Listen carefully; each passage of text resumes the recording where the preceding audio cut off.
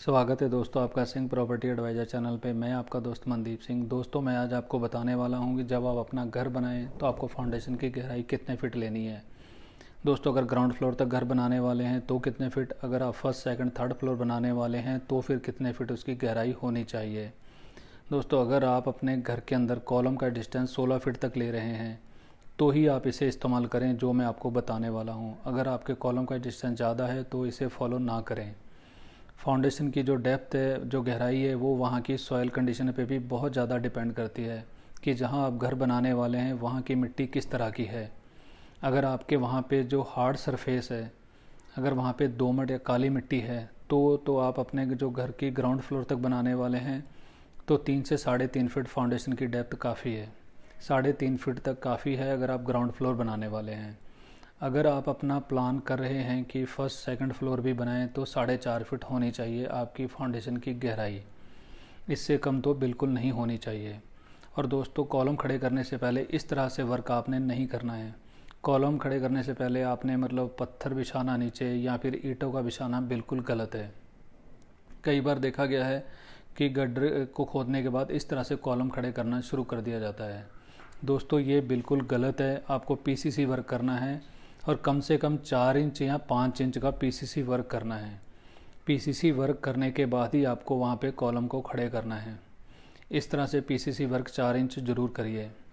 और जो कॉलम आप खड़े करने वाले हैं उनके जो ये लेग होता है नीचे, ये 1 फीट कम से कम होना चाहिए। 1 फीट से कम बिल्कुल नहीं।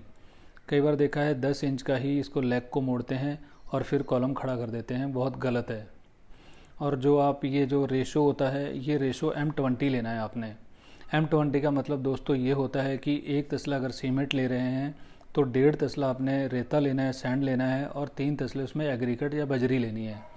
इसी रेशो का इस्तेमाल करना है आपने कॉलम को खड़े करते टाइम। सेम आपने प्लंथ बीम में भी यही रेशो रखना है। आप ज़्यादा सीमेंट कर सकते हैं, कम बिल्कुल नहीं। और दोस्तों बिल्कुल मेन पावर का इस्तेमाल नहीं करना आपने कॉलम को खड़े करते टाइम या प्लंथ बीम के टाइम। आपने मिक्सचर मशीन का इस्तेमाल करना है प्लंथ बीम में भी और कॉलम को खड़े करते समय। ये ज़रूर याद रखना है आपने। और दोस्तों प्लंथ बीम में आपने अगर ग्राउंड फ्लोर तक घर बनाना है तो 12 mm के 4 सरिये इस्तेमाल कर सकते हैं।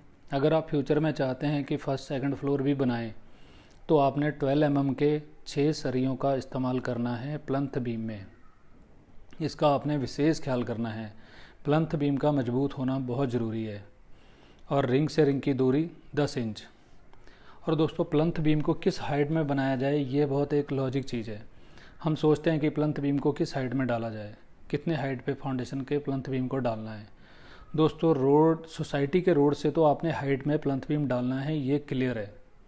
पर दोस्तों क्या होता है, अगर हम टॉप फ्लोर में डालते हैं तो जब हम घर के अंदर प्लम्बर का वर्क करते हैं तो हमें प्लंथ बीम को जगह जगह से तोड़ना पड़ता है। प्लंथ बीम कमज़ोर हो जाता है। प्लंथ बीम को जगह जगह से तोड़ के हमें पाइप निकालने पड़ते हैं वहाँ पे सीवरेज टैंक के लिए।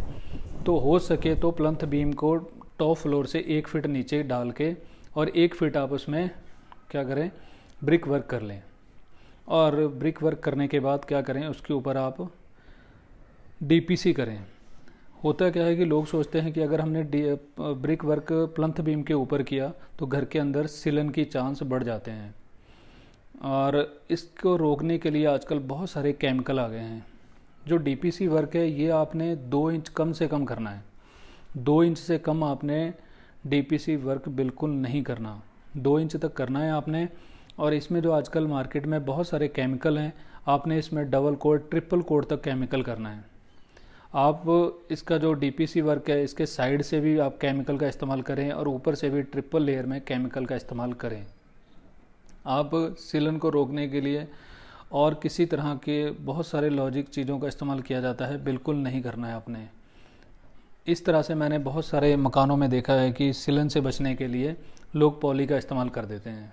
पॉलीथीन का इस्तेमाल करना बहुत ही गलत है। आप इंजीनियर से भी सलाह लेंगे तो वो भी आपको बिल्कुल भी बिल्डिंग के अंदर इस तरह से फाउंडेशन के ऊपर पॉलीथीन बिछाने के लिए बिल्कुल नहीं कहेगा। मतलब लोग क्या करते हैं, फाउंडेशन बनाने के बाद सिलन से बचने के लिए पॉली का इस्तेमाल कर देते हैं कि सिलन ऊपर ना जाए। ये बिल्कुल गलत है।